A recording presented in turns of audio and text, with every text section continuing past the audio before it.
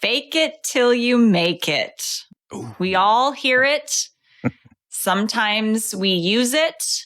Sometimes it feels really inauthentic. And when you are doing something in your business that is new to you or uncomfortable, you may feel like you need to fake it till you make it. And you can have all sorts of feelings and reactions to that. So today we're going to unpack fake it till you make it. Is it good? Is it not?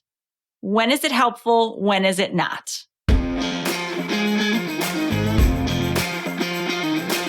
Hey, you leader, entrepreneur, business owner, solopreneur, whatever you call yourself, we know you're a visionary business builder, wealth seeker looking to combine a passion for doing good with leading consciously.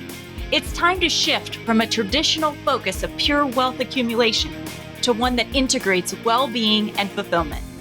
You're here for a purpose, and it's time to shine your light. So here we go.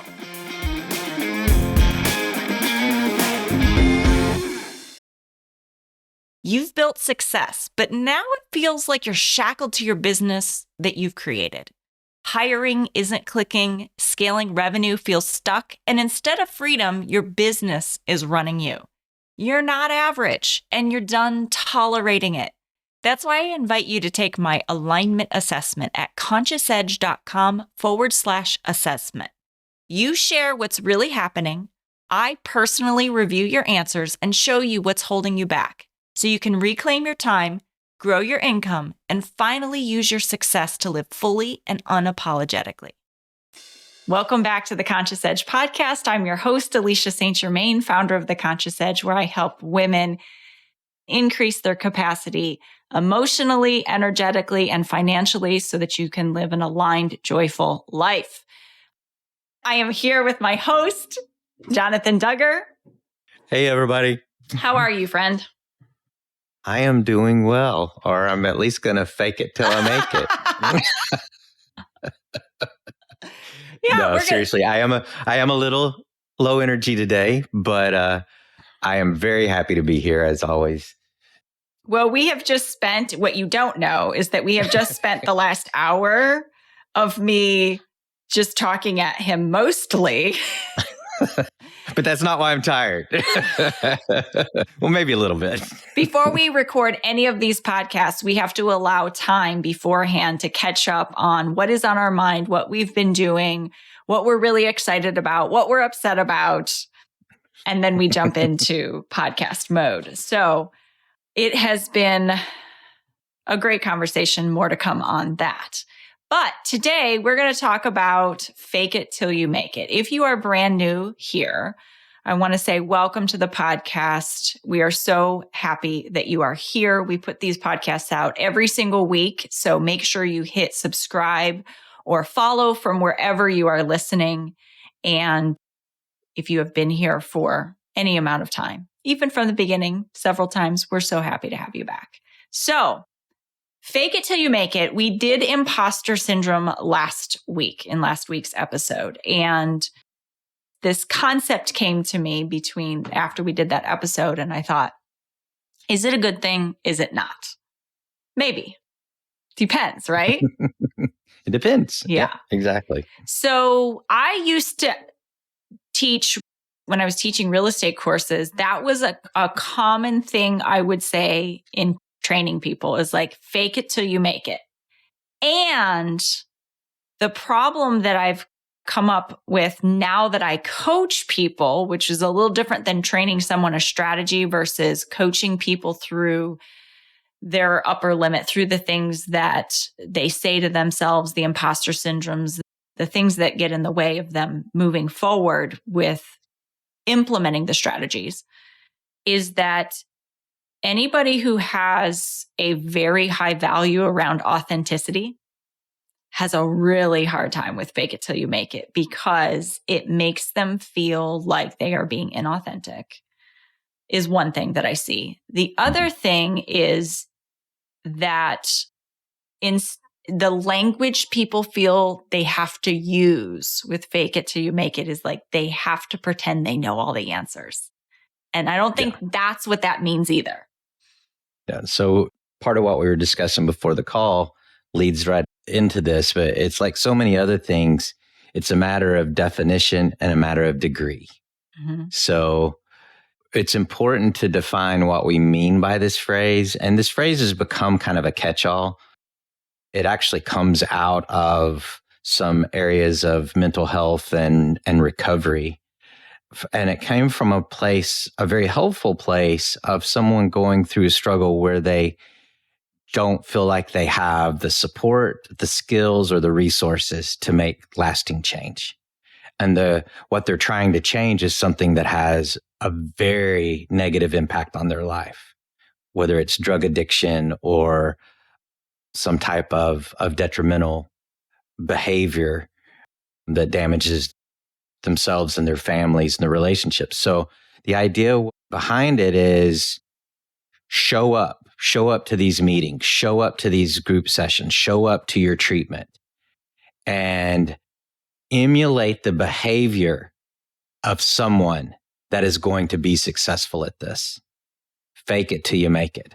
So that's kind of where it came from, but it's been turned into this keep on doing something you're not really equipped to do it and pretend that you are without any sort of idea of working on your own growth and your own skill level and your own capacity for improving and for doing better and for letting go of those things that are holding you back. So the faking part is what stuck instead of the making it part. So yeah, that's where it's sort of the matter of definition and degree. It's when we often say, so we talk about ways of being. It would be one aspect that I would bring here is oftentimes people get this idea in their head that if I have the money, then I will do the thing, then I will be happy or be satisfied or be whatever you fill in, whatever the be could be. And what we reverse in this is really, I can choose how to be in the world and the actions and the doing will follow. Right. And so when you say fake it, it's really about emulating, embodying, like, who do I want to be, even if I don't internally feel it yet? Yes. Versus pretending two totally different things. Mm-hmm. I think because I can bring an energetic being and I'm not like dead inside. Like it's a generating from inside. Yeah. And part of it too is you use the word alignment and authenticity those words earlier. And that's a big part of it. It's like, if you're doing something that's out of sync with your core values and you're doing that to push an agenda forward or to get a job or to be able to stand in front of a crowd, you may be able to do that in the moment. But at some point, that kind of misalignment, that kind of dissonance will do harm, whether it's anxiety, whether it's depression, whether it's physical ailment, it will do harm. And that's where it becomes detrimental if you're found out. When it becomes clear that you're not that person or you're not equipped for that role or whatever, there's a cascade effect and it's usually bad things happen. So, and that's where imposter syndrome actually comes out of breeding an environment of dissonance, breeding an environment of misalignment, continuing that for too long. So the way I like to think about it, because I have definitely done this, I am not comfortable in front of big groups by nature. Like, I'm introverted. We've talked about this before. I'm introverted. It takes a lot of energy for me to do that. But I had to learn some skills in order to do that. I even know where kind of my capacities are from a standpoint of it's going to take more work and effort. Not that I can. I mean, I've been in front of rooms of, I don't know what the biggest room I've ever been in, but thousands of people before. But that's not my natural predisposition. It also doesn't feel like a long-term fit for me, but I can do it because I've learned the skills. when I was first starting to do that, I was pretending in some capacity. I was faking it in some capacity because I was using somebody else's skills, somebody I have watched and observed that I knew they were effective at it. So it's like, I'm going to approach the podium and put my hands on the podium like this. I'm going to use gestures that I've seen done like this, even though it doesn't feel like a natural fit for me. Well, I've done that long enough now where there is some alignment. It's still not a comfortable place for me. It still takes energy, but I have built some skills. So you can think about those elements that you fake. Are they related to a skill that you can build? Mm-hmm. And if so, then that's a healthy way to use it. You know, in NLP, one of the ways that NLP kind of came into a framework that it is today was they were looking at language and behavior of these experts in certain things, like tennis players or orators or negotiators or whatever it was. And they broke those down into words or language that was used and behavior that was part of that sort of whole package for that expert. And then skills were developed out of those. Like, here's how someone could be taught to be an effective communicator or an effective negotiator by doing these certain things and saying these certain things. So those are the capacities, I think, those are the aspects where it is healthy, it is useful, and it can actually be effective. So fake it in the context of really practicing building a skill. Exactly. Is one place. Yeah. You know, the influencer, she's hilarious, neurodivergent stuff. Elise Myers. Oh, Do you know who that yeah. is? Yeah. Yep. I've heard that as part of her branding, I think. Maybe she has it. Maybe it's in her book, her new book, but I've heard her say, do it scared, do it anxious. Well, and it's interesting because fake it till you make it, do it scared, very similar in intent. When we think about intention, right? It's going through the motions, even when the feeling doesn't quite align with what you want to do. Like, what is the end goal?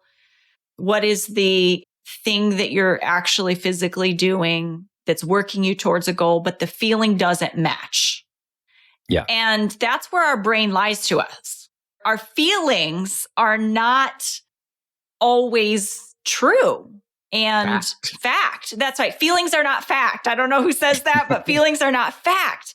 And so often we treat feelings as fact when they're not. It's just a indicator in our brain that it is not part of our program. Like, whatever it is we're doing maybe feels dangerous. It's not part of our programming. It's not part of our belief system. And it doesn't mean it's wrong. It means that your brain has not yet learned that what you're doing is safe or in alignment with what you're doing. And so it can feel like, I think you use the word often, dissonance. You can feel a dissonance. Mm-hmm.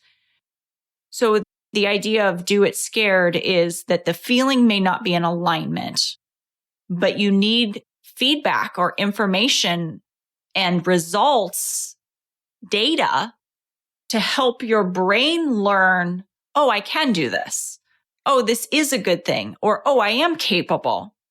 But if you never take the action, so when we say do it scared, fake it till you make it, when you take the action, that's what gets you the data. If you wait till you're not scared to do it, if you wait till all the feelings are in alignment, they won't come, and you will never get the data for your brain to learn. Yep. And that sort of feeds into the self-sabotage system that a lot of people set up because they don't know enough. Mm-hmm. So I've got to get more info. I've got to get more training. I've got to get more experience before I take the initial step or the next step.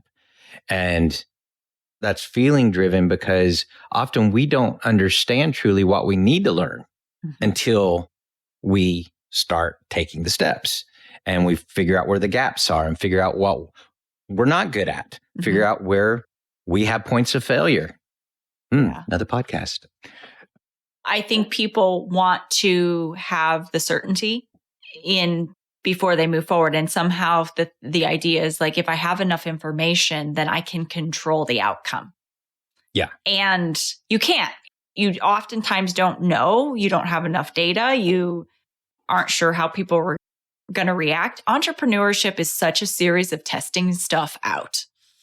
I mean, really, test it out, see if it works. Learn by doing. And learn by doing. It just is such a piece of it. So I think that's the intention. What it's not is pretending to know all the answers. And I think of, again, we brought up Brené Brown because she influences both your and my work so much. But I think of her in her book, Dare to Lead, where she's talking about being authentic or being an open leader. And I'm not going to get the right term exactly, but she talks about it doesn't mean that we have to be as leaders breaking down when everyone else is breaking down and freaking out, being negative.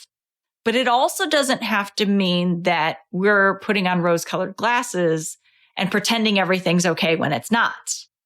And so the happy medium being, the example she uses is like, hey guys, we're all uncomfortable. We don't know what the outcome is going to be, but I can assure you we're going to figure it out together.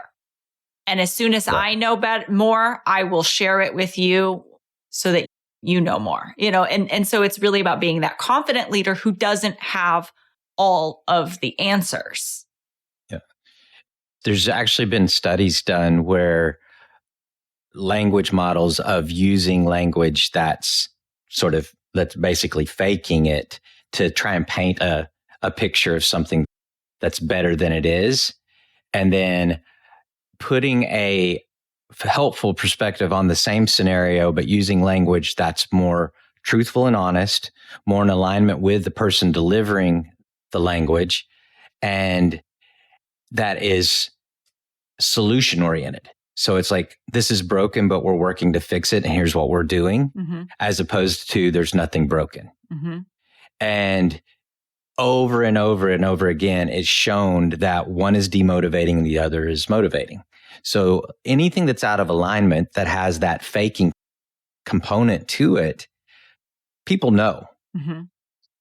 There may be a superficial element of where people try and latch onto it because they want something so badly. But what actually serves a community better, whether it's in a personal or professional setting, is the language and the delivery that's authentic and that has a solution, path to solution connected to it.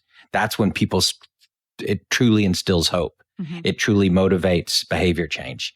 It engages people to collaborate, all those kind of positive things, where the other things are, the other approach is it takes the wind out of everybody's sails after the moment. It may get them all charged up in the moment.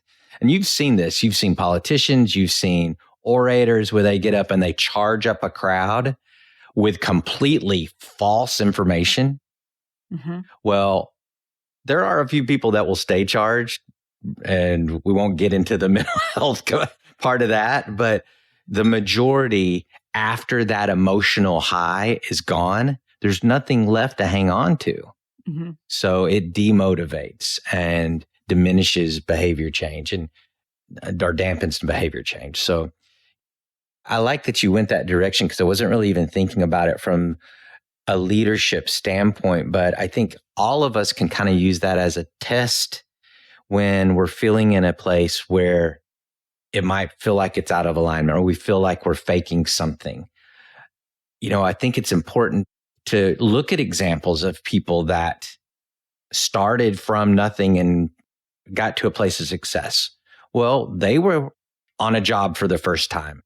They, at some point, felt out of their element or ill-equipped for something. So that shared experience, I think, can help us kind of get over those initial steps of maybe feeling like we are faking something or doing something that we're not equipped for yet. Well, where I also I could think of so many examples, but if I look at, let's say, someone who is going to buy a piece of real estate and they go to talk to a seller who is in a situation where they need to sell their house at a discount.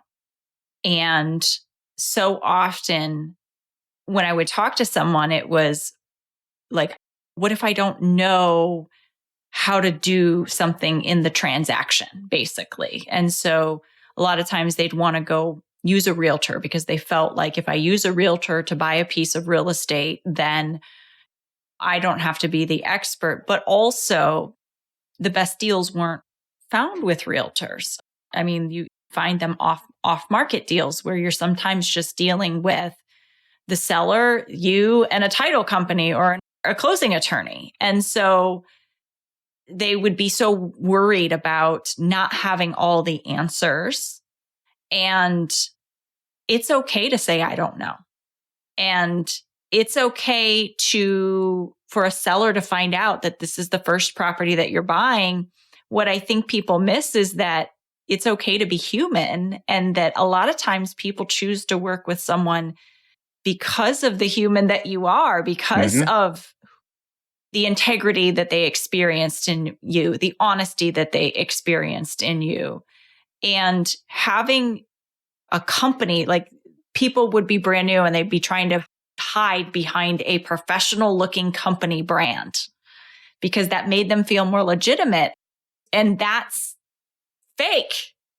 And I think that there's value in being new, but also remembering that whatever it is that you're taking on in your business, whatever new thing you're doing in your business, you didn't just decide, you know what? I'm going to do this today.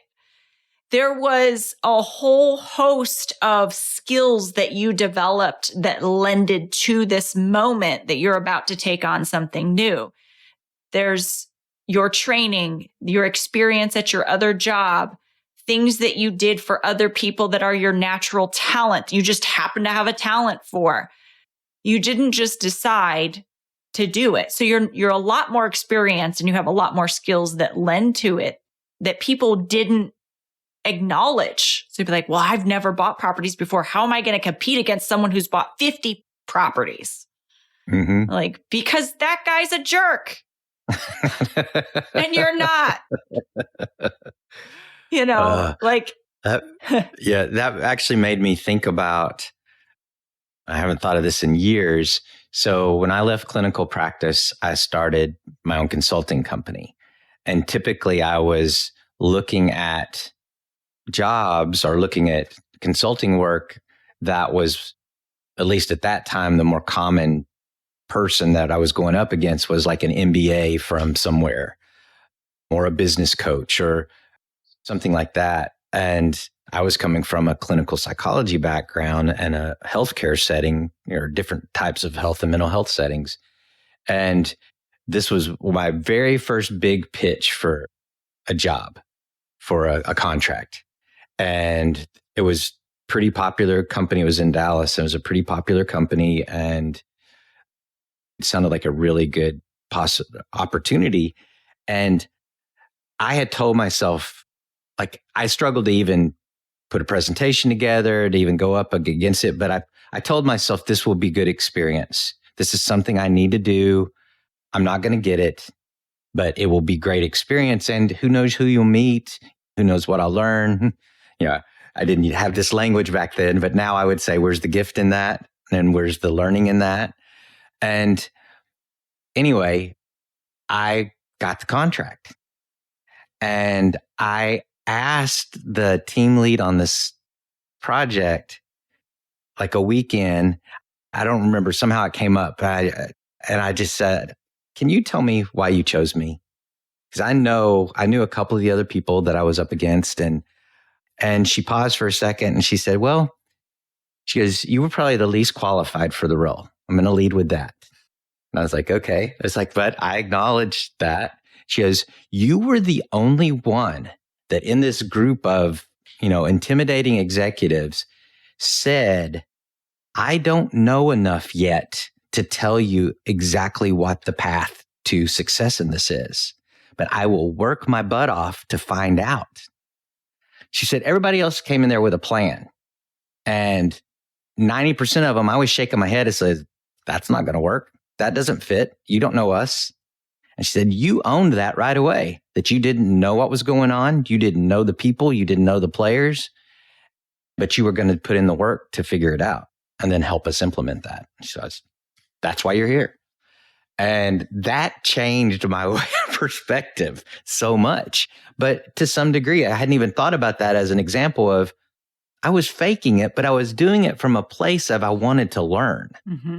I wanted to build some skills. I wanted a better outcome. Mm-hmm. As opposed to, like you were talking about earlier, the person that's faking their way through something to deceive, basically, Yeah. deceive themselves and to deceive others. Right. So right. That might be the key difference right there. The deception versus the learning process. Yeah. The deception versus the desire to do better. Yeah. Absolutely. I like that. Deception versus desire to do better. You and your alliteration. That's the title of a book right there. So I think that... quick, write it down. Yeah, right. Before both of us forget it. So I think that's another really great example of when people it's okay. Like, you don't have to pretend like you know the answers. I think that's really what I wanted to land is you don't have to know all the answers. How much of your time when you're coaching your clients or working with your clients, Jonathan, this happens to me all the time where someone comes to me with something they're trying to navigate that their beliefs and big assumptions have them really fearing an outcome. Mm-hmm. And then you help them reframe it or say, well, instead of like, you don't have to say it like this. You could just, here's the truth. You get, like, I always give them a version of here's the truth of what you're telling me. Can't you just say that? And they go, oh yeah, I guess I could just say that. Yeah, that definitely happens a lot. And I even see it in corporate settings where I'm working with teams where they try and make something as so either difficult or different than what they've done before or even what they're currently doing. So that's where a lot of times I'll try and build a bridge between where they're trying to get to that they've inflated as almost impossible in their heads, build the bridge to what they've done, where their skills lie, where their gifts lie, and connect the two. And when you can do that, often people, it alters their reality because they've created this false reality based on these assumptions of what won't work because they've never done this or they've never done that or they've never been in front of this kind of group or talked to these kind of people. So when you can link it to prior experience and prior learning, often it facilitates at least that motion forward of, oh, okay, it's just a variation. It's just an extension. It's just an add-on. Mm-hmm. So, I think that's a big part of it from a confidence building piece too, is helping understand what you do bring to the table, mm-hmm. where your value really is. And that's a big part of the self-compassion piece too. It's like, I do have things to offer. Mm-hmm. Maybe it's not exactly where I need to be, but I have the starting point to build from. Right. Right. And I could give another example. Like, here's an example of that. So I had a client that is having some challenges with a contractor that she works with. And the contractor is excellent at handling the handyman type stuff on a lot of mm-hmm. her properties, and then is not handling a rehab project that needs to be done, and is almost like not responsive to the rehab project types questions that she has, but will still continue to do a great job with the handyman type things on her other properties. Yeah. And so she like trying to figure out, like, how do I handle the conflict? So some of the work that we're doing around it is really increasing her capacity to handle conflict and be able to have those hard conversations. And so it was just a simple thing of, in her mind, and we do this so often, is like, it's all or nothing. Yeah, that black and white thinking. Like, this person is either going to continue to work for me or not, period. Yeah. Instead of, the part is like, well, it sounds like he does this part for you really well, but this other part, you need to replace him. And so really the conversation is, I value you as a handyman and I appreciate you and I don't want to lose you. And my concern is that if we continue to engage in this rehab together, I'm going to get frustrated. My timeline is going to get pulled out and then I'm going to lose you as a handyman because the relationship is not going to be in a good place. So I'm going to get some bids. I'm going to have someone else come in, finish it, take this off your plate. I want to keep you as a handyman. And then wanting to control like how he might respond to that. We don't know. Like maybe she will have to go find a new handyman, but it's not the only handyman there is. And so often we think it's like, this is the only person that can help me. If I mess this up, then it's the end of the world. It's the end of the world and I'll never find anyone to replace them, which is usually not the case. And also maybe there's a scenario where this person's actually relieved because they're struggling with the rehab. Yeah, like they've bit off absolutely. more than they can chew as well. And they feel like they're letting you down. Mm-hmm.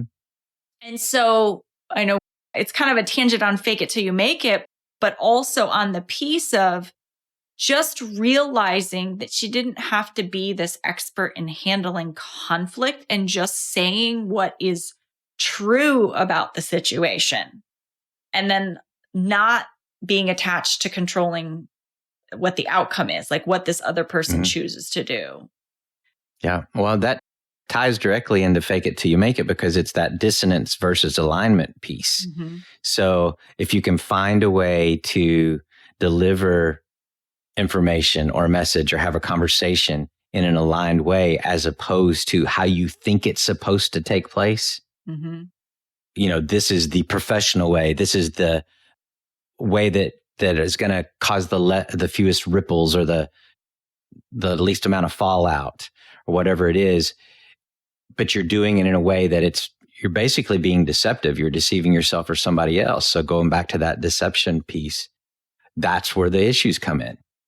So you can deliver the information, you can have the conversation in an aligned way that's still compassionate, that's still creative and has a context for improvement, trying to do things better.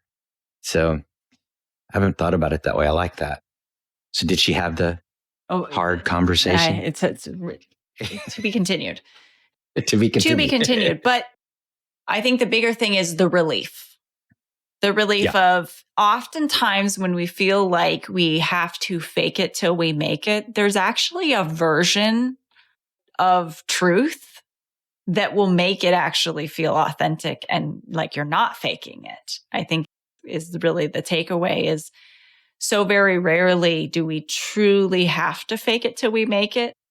It's really about finding like what is true for you. Yeah. And what is true for you that still gets you to the goal. Exactly. And emulating behavior, that's the other thing, going back to the very first thing we talked about, definition. Emulating behavior with the intention of improvement or change or learning is not faking it. Yes. That's not a misalignment with who you are. That's simply working on a skill that you maybe haven't mastered yet. Yes. Or that you are just being introduced to. Yes. So, and that's a big difference. That's a big difference. It's really practicing. It's not faking, it's practicing. Exactly. And so that is the piece.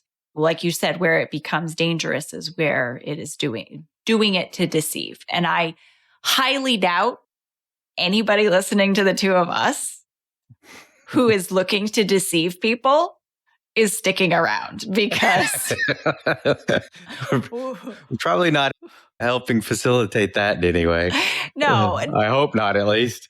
Nor do we, so this is really, I like where this conversation ended up going because it's really to help that person who feels like they are faking it, the fraud, the person who's getting the coaching, fake it till you make it. And you're like, I don't think I can. And then you're stopping yourself.